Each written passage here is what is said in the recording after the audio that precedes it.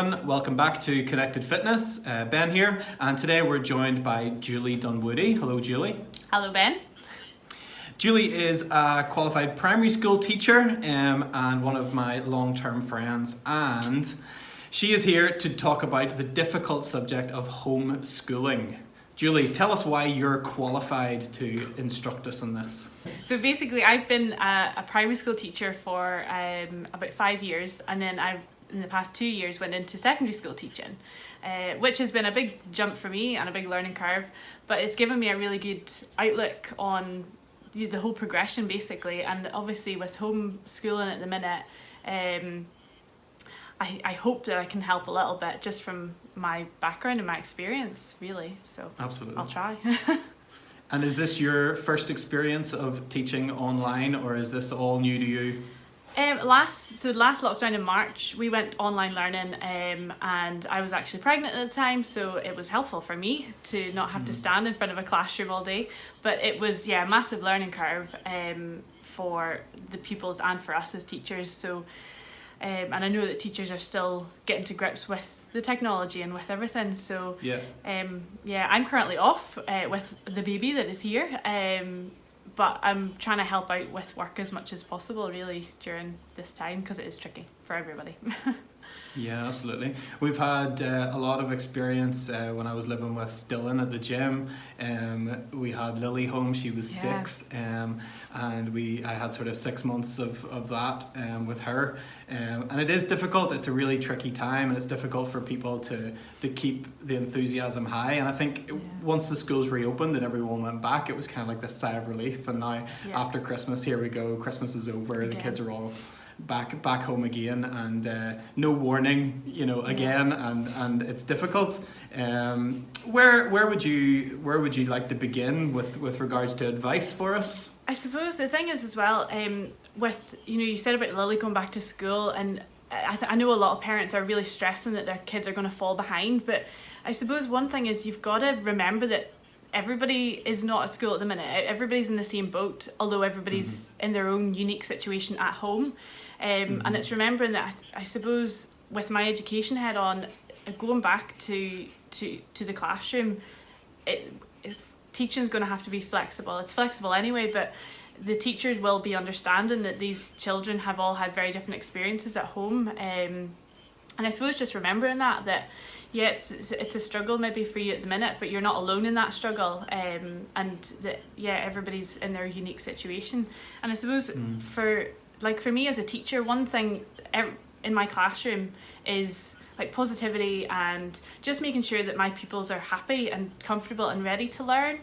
That's like my basis of teaching, and I suppose it's the same for parents at home. Like just obviously home is comfortable for your children, and just making sure that they're in the right mindset of okay, I'm at home but I need to do school, and it's having that discussion I suppose with your children and helping them to learn and understand why this is happening, and that it's different, but it's going to have to happen for a little while. And there's a thing, just whenever I talk about mindset, I don't know if some people might have heard of this, but there's a new concept called growth mindset, and it's all about just like getting yourself in that mindset of maybe I can't do this at the minute, but I will be able to do it eventually, and sort of looking at things in a different perspective or in a different light. There's loads of resources for growth mindset online, or I can post up some links or whatever underneath this, but that's a good thing to look at, and just making sure that you're trying to be positive, I suppose. And obviously you're balancing at the minute a baby at home and also a little bit of work, so there are going to be people that are at home that they're going to have kids of multiple ages, some people that have been at school, some people that won't have been at school. Have you got any advice for them?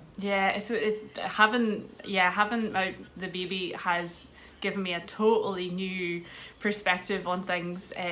Obviously I did teaching from home last year in March, and it was just me, and it was easy enough. I didn't have many distractions, but now having a little one, I empathise a lot more with parents at home that have kids of multiple ages. And I suppose for you as a parent, it's just trying to balance it. And now as a parent and as a teacher, it's being honest with the teacher and saying, look, you don't need to tell them everything, but maybe just sending them a wee email and saying, I've got a young baby at home, or I've got many children, I'm trying my best to do this. And the teachers will appreciate that. Like last March, whenever I was doing remote learning, I got a lot of emails like that from parents just saying, we're trying, we might not be seen to be online all the time and be engaging all the time, but we are trying. And I think that's quite important. I can't speak for all teachers, but I presume that most of them would be very understanding at that. So yeah. Absolutely. And obviously kids have different ability levels as well, and teachers of various ability levels, I mean the parents in that case. And it is always going to be difficult. Can you tell us something more, that's sort of the emotional side we've touched on there, maybe some practical advice? Yeah, there's like, everybody's different. I don't know what your home learning situation is going to be like, but I think for me, one thing for me as a teacher, whenever I was working from home, was to have a designated space. So like mine was at the end of the dinner table, and that was just my space that I worked during the day. And I suppose it's the same for your kids. Like make sure that they've got a space that they know that's where I do my home learning, and then at 3 o'clock or whatever time you've decided the day is over for teaching, then close the laptop, put the iPad away, and that space is done for the day and your learning's done for the day, kind of thing. I was thinking about ideas earlier, and I thought, what, like if Heidi was a bit older, I thought, we could make a den or put some sheets up, like get the seats around, I don't know, be creative with it, and have that discussion with your children to make sure that it's a space where they feel comfortable to learn. And I suppose then the other thing is the timing of it all. Like I know my school that I'm working at the minute is a secondary school, and they are doing online live lessons, which I know it's going to be so difficult for parents to be able to engage with all of that.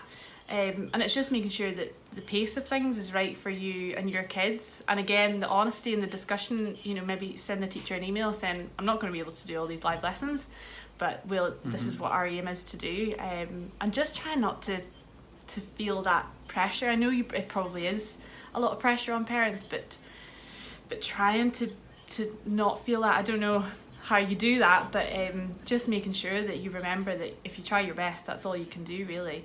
But the practical things, having a space and just making sure that your schedule during your day works. Like some people are saying, set a schedule, have a routine. If you don't have a routine, it's okay. Try and do as much as possible, So. And I think this time around as well, where we're using parents as the sort of the main person that's going to be doing the teaching. I think this time more so than last time, because a lot of places have adapted their work-life balance, and also people that are able to work from home, but also some people that have been able to still continue in their job. The job of teacher is going to fall on granny, and it's going to fall on uncle, and it's going to fall on big brother, and I guess defining that role maybe is something that we could think about. I thought a lot about this actually, and how a lot of, again, I mentioned that word pressure. A lot of parents and relatives, like you said, it'll be granny or brothers, will feel that pressure to teach, but we've got to remember that the teachers are still trying to teach, and it's not necessarily your responsibility to suddenly know how to teach long division and how to write an essay and how to teach handwriting. It's not, don't feel that pressure of, I have to teach.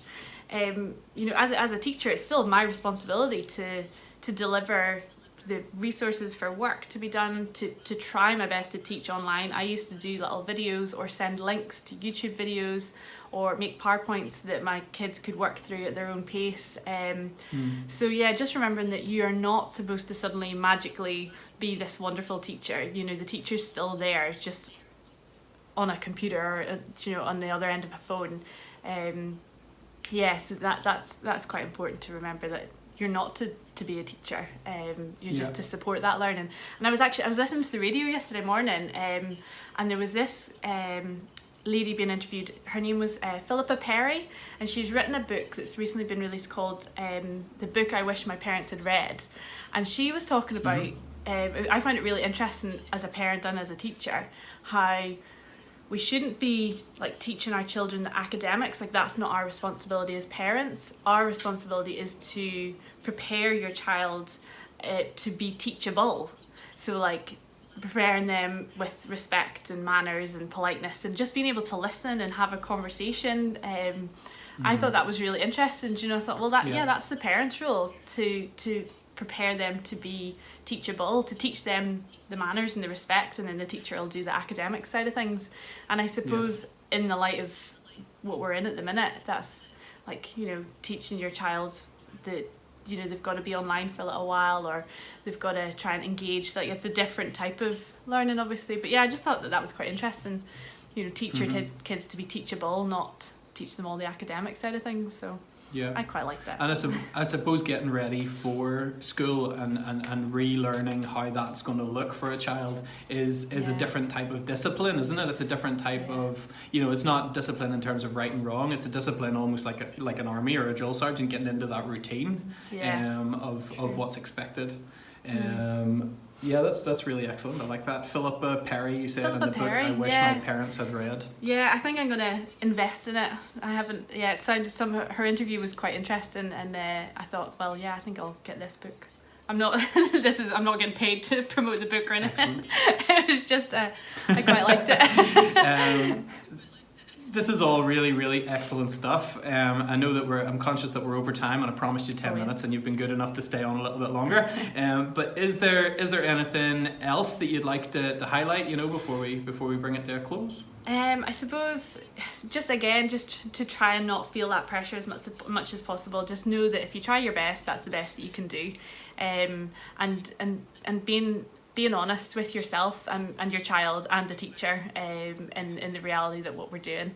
And yeah, just making sure that you praise yourself and praise your child just for the effort, not even for work that's finished and done, just for the effort that you're putting in.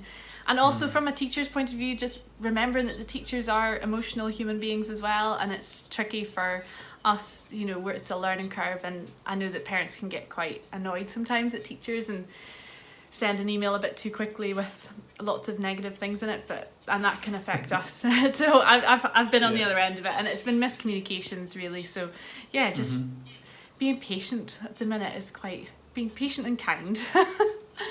I suppose is quite important at the minute, but yeah. There's a lot of sort of online resourcing as well. There are some stuff available. I know you sent me some earlier. Do you want to tell people about the BBC stuff? There's heaps. Like, and that's just it. You're not the teacher. It's not your responsibility as a parent to go out and find these. But if you do, there are so many different resources at the minute, and a lot of companies that are given what you would normally need a membership that are doing free memberships at the minute.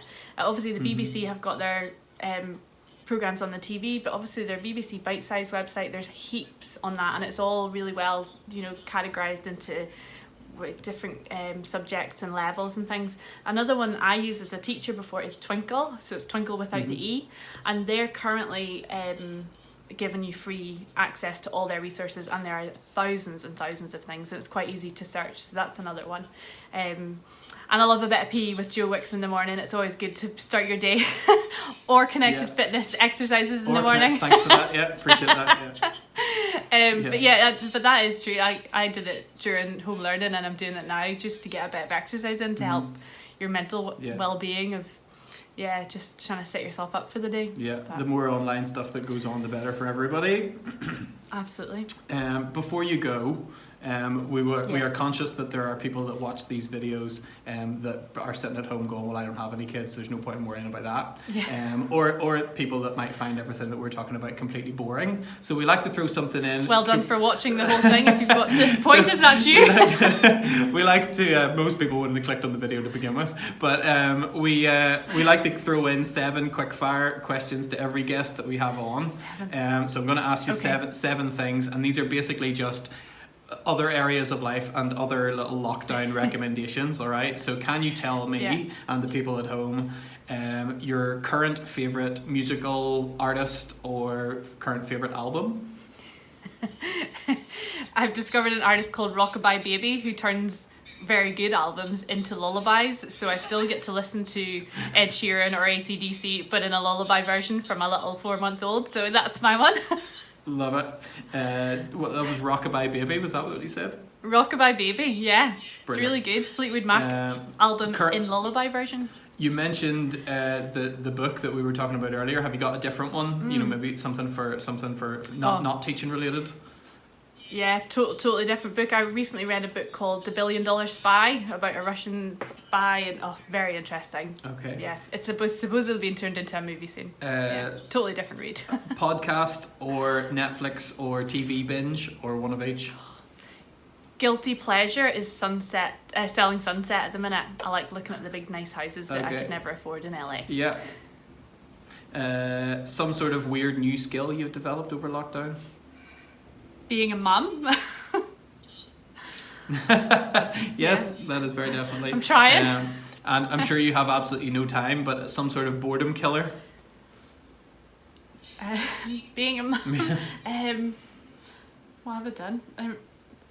I don't watching Netflix. I don't have anything. That's all right. And Pass. I'm sure it will be relevant to someone watching. The best walk that there is to do near you? Well, near me, within my 5-mile radius of my council area, there's a lovely walk called Lundy Crags, which you walk up it and then you can see all over Dundee, Cooperangus, Perth, and I'm sure people then realise I don't live in Northern Ireland, I live in Scotland. But yeah, Lundy Crags is a lovely walk if you're watching in the Perth and all Kinross of the area. Connected Fitnesses members that are in Scotland will love that. Thank you so much. Julie, it's been an absolute pleasure. Thank you for coming on. Sorry for keeping you for so long, but great advice there. Okay, absolutely brilliant stuff. Julie also sent me everything that she said in advance. Which is awesome, and I'm going to post that into the comments underneath as well, so if you want to have a read through, I kind of bullet pointed everything that Julie has just talked about there as well, so we'll put that into the comments section. Apart from that, thank you very much. Thank you, Julie. Goodbye. Thank you, and we'll see you soon. We'll speak to you all on the next. Don't forget to subscribe. You do that by clicking this big red button down here, and it helps with our traction. Thank you so much. Bye.